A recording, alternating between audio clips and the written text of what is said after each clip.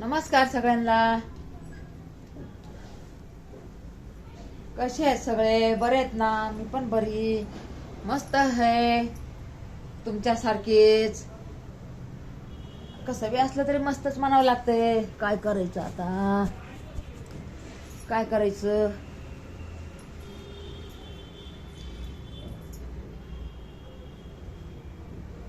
लग्नाला जायचंय परी बघा. भानगडीत जीव पाडाय, पोराची तब्येत बरी नाहीये. मला तर घर सोडायचं म्हणलं ना जीवावर आले. परी आता काय करावा मलाच कळा नाही. काय करावं ना मलाच कळा नाही. आणि जायला तर पाहिजे.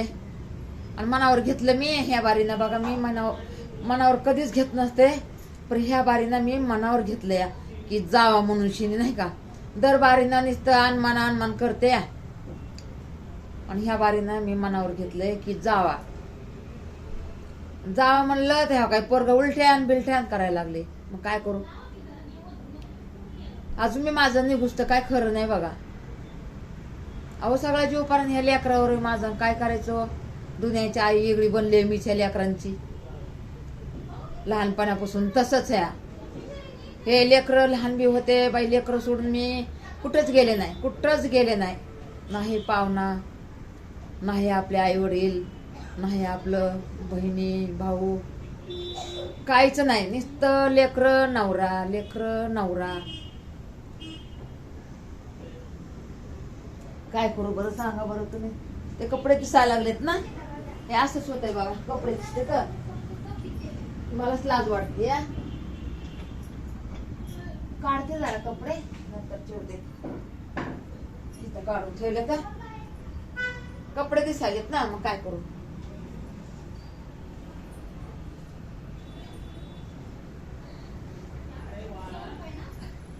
कधीच मी असं हे बघितलं नाही. माझं सुख तर मी कधीच नाही बघितलं. माझं सुख कधीच नाही मी बघितलं. सगळ्यांची सेवा करून उरलं सुरलं माझ्याकडं फिरायचं. म्हणजे मी स्वतःला मी कधीच असं हे नाही केलं.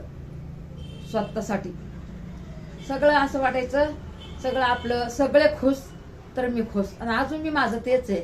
भले मला गलत समजते सगळे, पण पूर्ण ऐकून घेत नाहीत ना, म्हणून तसं होतं या. पूर्ण ऐकून, आता सगळी बात पूर्ण ऐकली ना, मग माणसाच्या डोक्यात बसते हा खरे. आणि काय पहिले शब्द 2-4 ऐकले ना, आता बाजूवाल्यांचं असू द्या. आता आपल्याला बाजूवाले आपल्याला किरकिर करायला लागली. मग ती कशाहून किरकिर करायला आपल्याला माहिती आहे का? आणि ती नंतर आपल्याच भल्यासाठी ती बाजूवाली आपल्याला बोलती. आता बघा, आता आमचं जुनं घर तर तिथं मला फरशी पुसायचा, हे भीती साफ करायचा, हे मला लय नाद. आतून बी साफ करायचं आणि बाहेरचा दरवाजा तर निसता माझा दरवाजा चमकायचा. एवढे लोक असे राडा करायचे ना, तरी बी मी साफच करायचं त्या गोष्टीसारखी गत्तारक. आता एक माणूस असतो आणि त्या बाईला कसं हे असतं, त्या बाईला लय नाद असतो साफसफाईचा. घरात बी करायची आणि बाहेर बी करायची.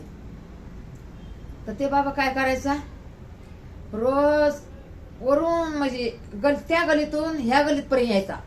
आणि आपला दरवाजा आला जवळ ते खाकरून खोकरून थुकून जायचा. ते साफ केलेलं असायचं ते कोणा बरोबर त्या कोण्यामध्ये. आणि मग मला लई चिडी यायची. तर मग मी लई राग करायचे ना. तर आमचे मालक असले तर मला बघायचे, म्हणायचे एवढा राग तू फरशीच्या टायमाला का करते ग?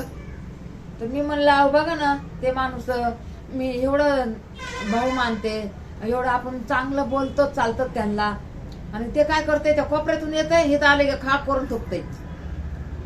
अगं मग तू साफ कर त्याला. म्हणलं रोज करते की. बघा म्हणलं ते पोत्याने साफ करते मी आणि ते पोतं फेकून देते. म्हणलं पोते मी एवढे आणून कुठून? अगं म्हणले आपल्याकडे लय कपडे असतात, रोज एक कपडा फाडायचा. तर मी म्हणलं आता काय करावं, असं बोलल्यावर तुम्ही बी आडवच बोलायला. तर ते म्हणले आडवं नाही बोलत, खरं बोलतोय. मग काय करायचं, ते रोज त्या कपड्याने पुसायचं आणि फेकायचा.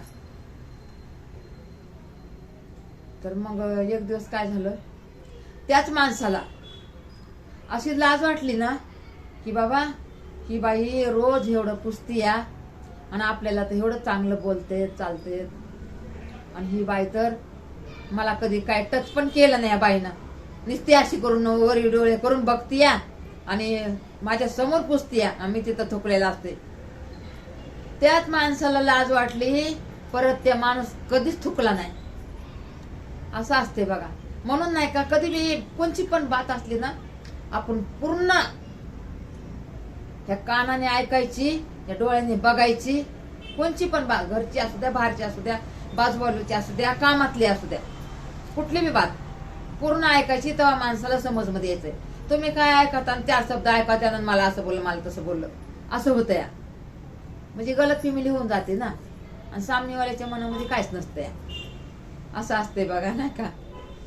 चला मग आता आपण डाळ भाताला चालू करू. या डाळ भात खायला संध्याकाळी, या भाजी नाही करायची आज, डाळ भात खायला या.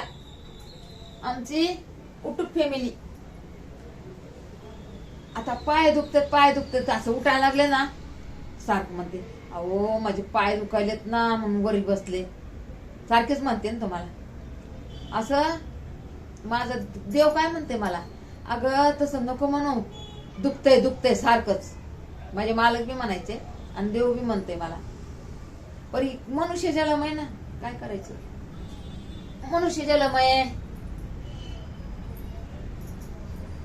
चला मग पुढच्या व्हिडिओ मध्ये भेटू आपण.